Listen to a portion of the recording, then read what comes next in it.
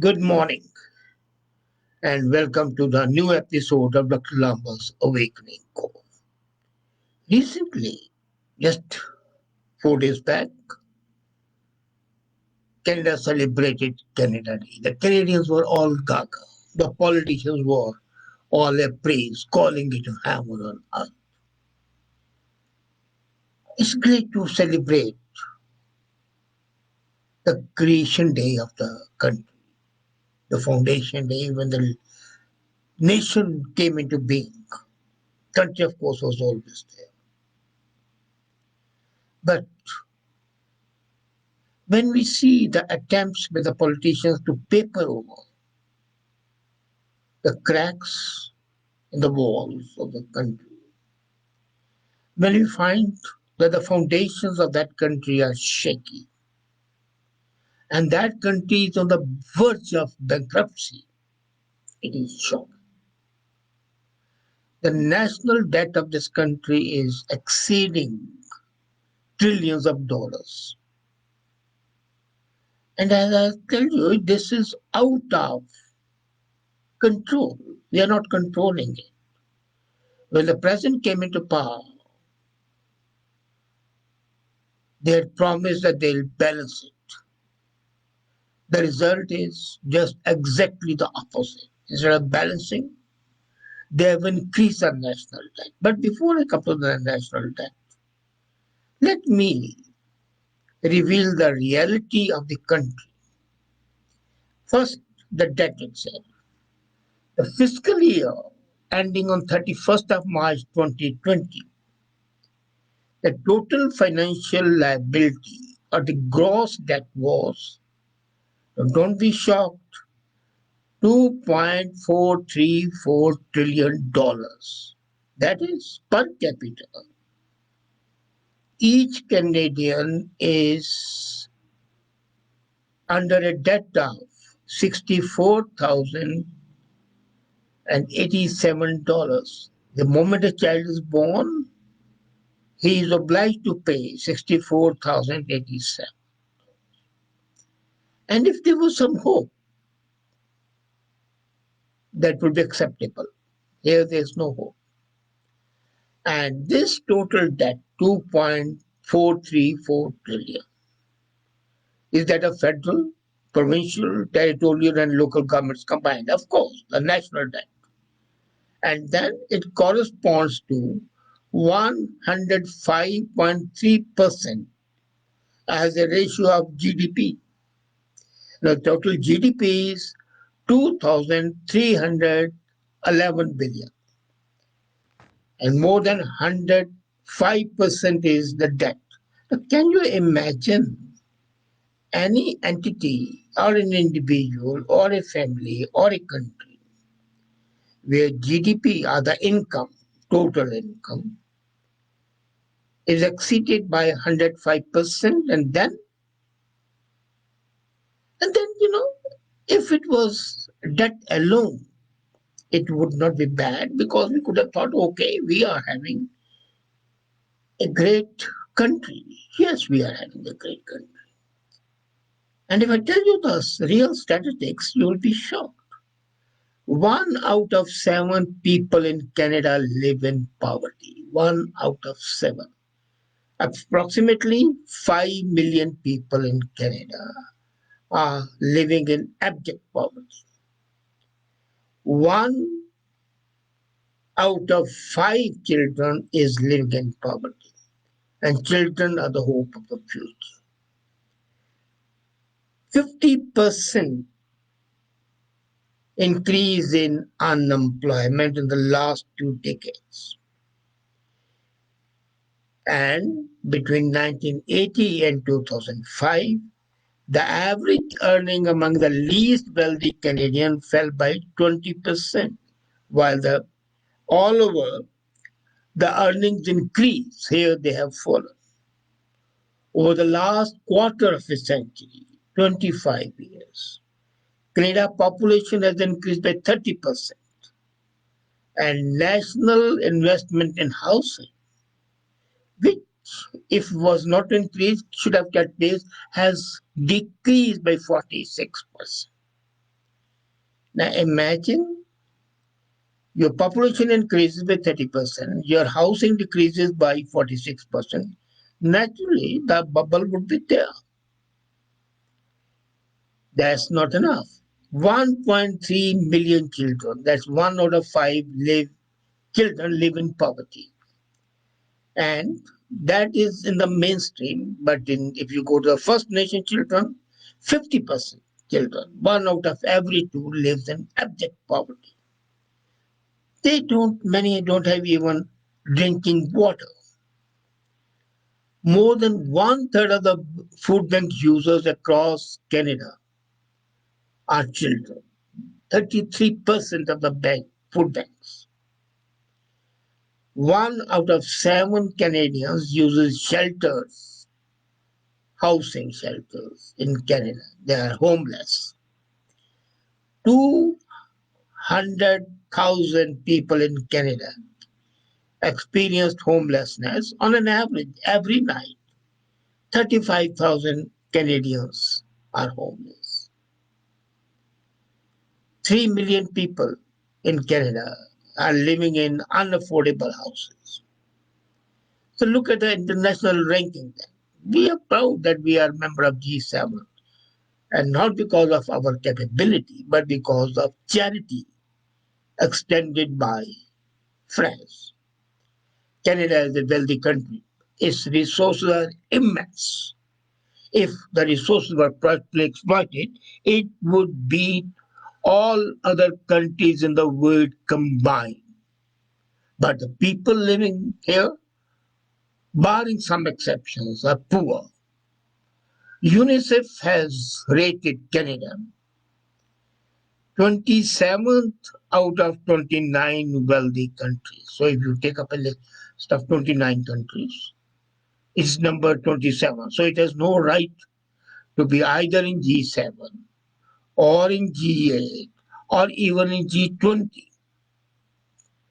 Poverty of the children, out of 35 wealthy countries, it is at number 26. Now, this is the state of affairs of the country we call heaven on earth, refuge of the people, hope of the immigrants. Yes, the immigrants contribute a lot, but do all immigrants contribute? Is a matter of skepticism. Now, what happens is that looking at this $2.4 trillion debt, the politicians come and say, look, other countries are also having the debt. They are, undeniably. But then there are lies, there are damn lies, and there's statistics. They manipulate statistics, one thing. Second, the politicians normally, the political leaders normally, what they do is they suppress the facts. They reveal what is relevant and do not reveal relevant. First is sorry, they reveal what is irrelevant. Now imagine how do they rationalize? The federal government continues to rationalize its debt finance spending on the international comparison, showing Canada has the lowest level of debt in G7 countries. And I've shown you what is UNICEF's assessment. They say we are lowest in G7, and they say we are 27 in the number. Of the two broad measures of debt is basically that the gross debt includes most forms of debt, while the net debt is a narrow measure that accounts for the financial assets held by the government. And we have seen that our GDP and debt ratio is terrible. The debt is 105% more than the GDP. Now, what they do is if you use net debt in the share of economy, that is the GDP, Canada ranks 11th, lowest of the 29th countries and the lowest among the G7. As I said earlier, your assets, your total income is wiped out by a ratio of 105%. So, if you use the gross debt as a share of the economy, Canada falls to number 25 out of 29 countries. And of course, it is just a bit above Italy in G7 countries. And then we are proud. And we are quiet as more taxes are levied. But then we spend money by default giving foreign aid. If you remember, I can recollect I had talked once that we are penny wise, pound foolish. We have great reserves and we can use our dairy industry, our meat industry, our food grains agriculture, process them, and if you have to give even aid, let's give in the shape of products. So what would happen? When the products are there and the people are habituated, once they are able to come out of the poverty, they don't need it. Since they're habituated to it, they will come to you to buy them. But this simple fact eludes these people, the politicians, are they not interested? Now, Canada's experience by far, coming back to that the largest change in indebtedness, we have fallen by 14 places in the last 4 years. Today we are lowest, 27, 25th. And there was a time 4 years back when we was at 11th place. So for 11th to 29th, falling of 14 places in 4 years. So the major shifts from a net debt to gross debt. On the other hand, look at Taiwan. It is the second largest change and it has improved by 7 positions. I'm comparing the two countries. One innovative, the other great country, but badly managed. Now, one reason for this pronounced change is the ranking is that net debt includes the assets of the Canada and Quebec pension plans. If you take those away, then the situation will become still worse. As a matter of fact, the Canada pension plan and the Quebec pension plan are not and should not be counted as a part of the Canadian assets. They are money of the pensioners lying in trust with the government. So they are not government assets, they are of the individuals. I don't have a CPP, Canadian pension, and I don't have a Quebec, so I have no right on that money. So, but by jugglery of figure manipulation, the government includes even those assets which are not there to show that the country is in safe hands. Now, I was amazed when I saw that on March 31, 2020, the last day of 2019, because this year's they have yet not come out with that. As per the states Canada data, there were net assets in the combined CPP and QPP of $488 billion. Now, if I reduce that $488 billion, the total GDP which I had mentioned was $2,300 billion will be reduced by 500 billion more. 500 billion, we can well imagine, is a lot of money, which the government by jugglery of accountancy is using it.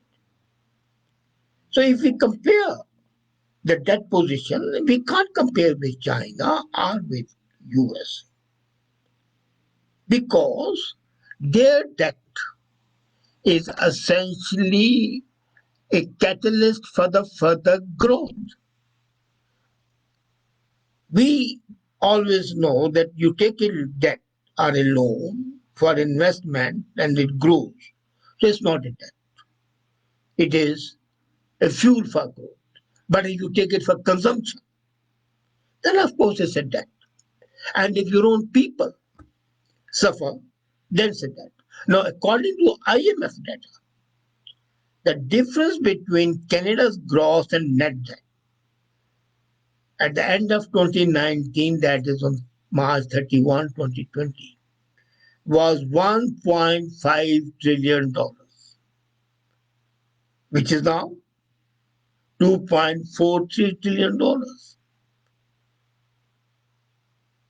And that also means, the IMF data, that the assets of CPP and QPP explain roughly one third of the difference. So remove that anomaly and your debt increases manifold. And the total per capita debt of 64,000 odd dollars goes to about 80,000 odd per dollar. Now imagine if when every citizen is under that debt, what sort of future we are hoping for. And as I said, it's a great country with huge, immense resources, both natural and human. We are not exploiting those resources, we are not utilizing them properly. And the result is that not only our debt increasing, but our human capital is also decreasing. I've shown you how the poverty is increasing. 1 out of 7 people and 1 out of 5 in children and 1 out of 2 in indigenous children. I'm reminded of what they said. Ill fares the land where hastening is a prey, where wealth accumulates and men decay.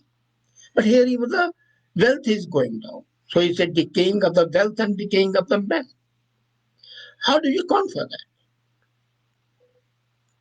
Will the politicians ever have any sense of accountability and responsibility, either to the people or to the country? Meaningless spending, useless, deleterious, harmful, obnoxious social and economic policies, dangerous foreign aid, and catering to interest groups in getting more refugees. All that are added to the problem. Why is it that we cannot have a royal commission on the subject of economic disparity and increasing debt of the country? Basically, we need an audit, a national audit, not by the government, but by a royal commission. And that royal commission should be fully, of course, would be fully independent, non-partisan, having no political bias. That is the only hope that we, the public, will realize how the government and the politicians are playing ducks and drakes with their lives and with the future of the Canadians. How the economic capability of the country is being sacrificed at the altar of intangible hope of having goodwill. And we saw the goodwill of the world that despite all the aid and everything, for the last 6 years, despite spending billions of dollars, they have not been able to get the security seal in the United Nations. The countries who were getting aid did not vote for them. So even politically, they are failing. But I'm not concerned with the political failure. I'm more concerned with the economy of the people. I'm more concerned with the poverty of the people. I'm more concerned with how you are. By the way, are you aware that 1 out of 7 people cannot afford to fill in their prescriptions? We have a national health policy. We have no national pharma policy. The doctor will look at you and prescribe your medicine. and the cost of the medicine is beyond the affordability of the common people. So if we look at the national data for the country, even if some countries have a higher debt, that should not be solace for us. As a matter of fact, look at the base, your GDP compared to your debt, the level of the poverty rising, the standard of living is falling, the less affordability of the houses, and then you would see that the country is basically on the cusp of bankruptcy. It's a harsh word, but that's a reality. If we are existing, it's because of our over dependence on USA. They sustain us. If we were in a hostile environment, like India is surrounded by the enemies, then we might not be able even to sustain. I only wish the people to wake up and probe the government to take effective steps to control this debt, which is spiraling out of control. And the only hope is national bankruptcy. I may say, Italy, we have seen the example. Do we want to be like Italy, or do we want to be like Bolivia and Brazil? Imagination staggers. Think about it. Thank you.